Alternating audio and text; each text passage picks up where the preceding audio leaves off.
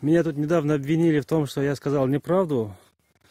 В том, что после депортации ингушей в 1944 году из их могильных чурт начали строить всякие объекты. Ну что ж, вот вам прямое доказательство одно. Это в данный момент находится на речке Камбелеевки. Вот один чурт. Вообще все это строение, бывшая гидроэлектростанция. Сюда запускали воду, и она крутила генераторы и вырабатывали электричество. Это такой водосток своеобразный. Ну что ж, идем дальше, посмотрим.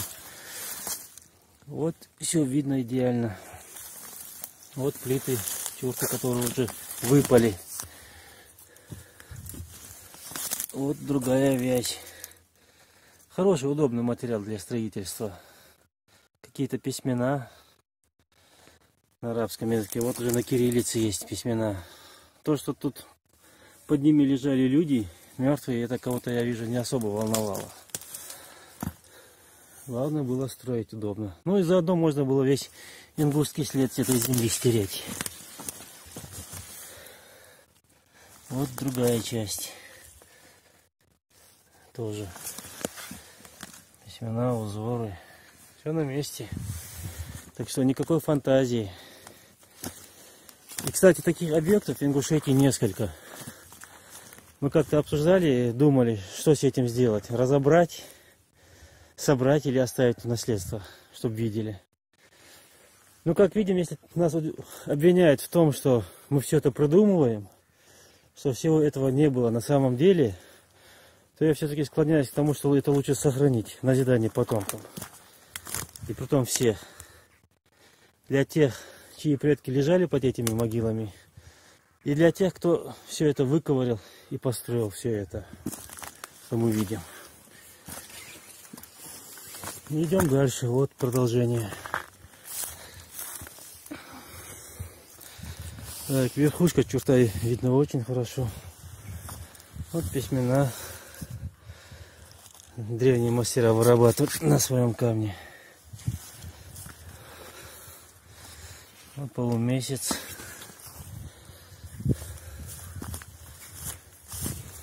Арабская вязь. Это тоже того места, где собирали воду, чтобы слить ее. Вот такой своеобразный объект из чуртов.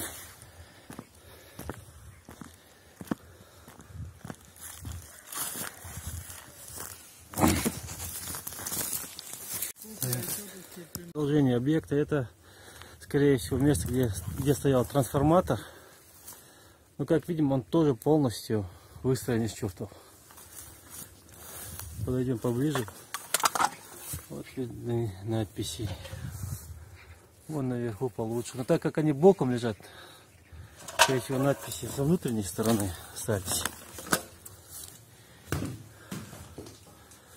Здесь все заштукатурено. Ну вот, через штукатурку все-таки проглядываются некоторые части.